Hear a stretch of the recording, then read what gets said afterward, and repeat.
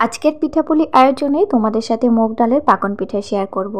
অনেকে এই পাকন পিঠা চালের গুঁড়ি দিয়ে তৈরি করে থাকে, তবে মুগ ডালের একটি আলাদা স্বাদ। এই মুগ ডালের পাকন পিঠা খেতে ভীষণ সুস্বাদু আর তৈরি করাও ভীষণ সহজ। এবার শীতে অবশ্যই একবার ট্রাই করে দেখতে পারো। 200 গ্রাম মুগ ডাল নিলাম। মুগ ডালটাকে জল দিয়ে খুব ভালো করে দুবার ধুয়ে নেব। বাজার থেকে মুগ ডাল কেনা তো ধুয়ে নেওয়াই ভালো। পরিষ্কার একটি কড়াই নিয়েছি, এখানে শুকনো কড়াইতে 2 মিনিট মুগ ডালটা একটু নাড়াচাড়া করে ভাজা ভাজা করে নেব। এমনভাবে ভাজতে হবে মুগ ডালে যেন কোনোভাবে কালো রং না ধরে।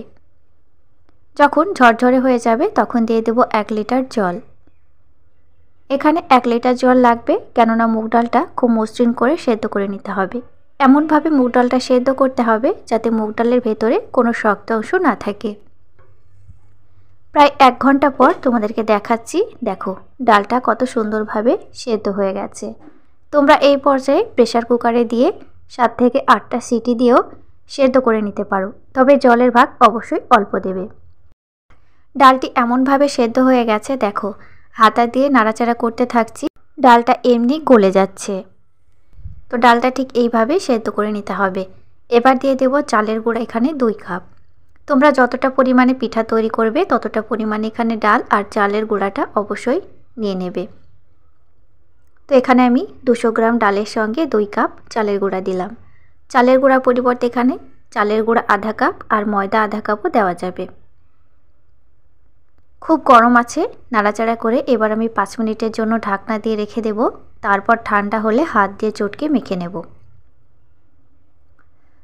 দেখো ফ্রেন্ডস, এখন হাত দেওয়া যাচ্ছে।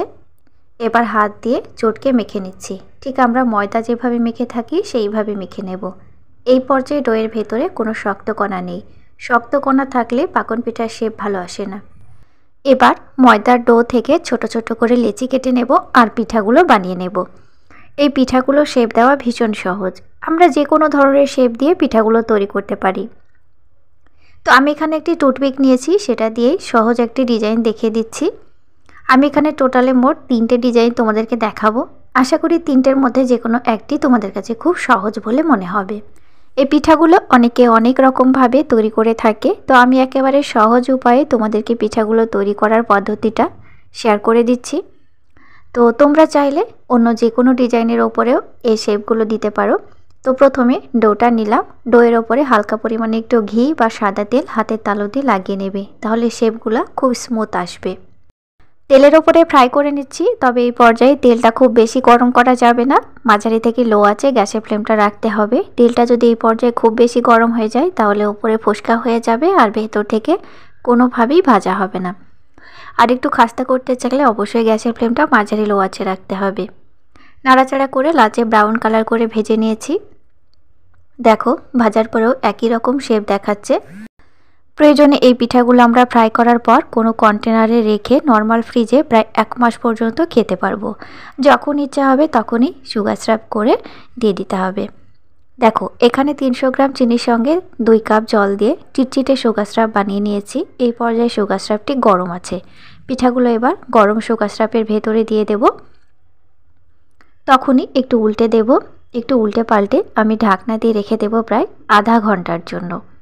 তবে আধা ঘন্টা লাগে না, 20 মিনিটের মধ্যে খুব ভালোভাবে ভিজে যাবে। তো ফ্রেন্ডস দেখো মুগ ডালের পাকন পিঠা তৈরি হয়ে গেছে আর আমি তোমাদেরকে কেটেও দেখিয়ে দিচ্ছি। আজকের পিঠাটি আশা করি তোমাদের কাছে ভীষণ ভালো লেগেছে। অবশ্যই একবার ট্রাই করে দেখো আর চ্যানেলটি সাবস্ক্রাইব করে দিও। আমার সাথে থেকো। ফেসবুক থেকে দেখে থাকলে পেজটি ফলো করে দিও আর অবশ্যই পাশের বেল আইকনটি প্রেস করে রেখো। দেখা হবে নেক্সট পর্বে। Thank you.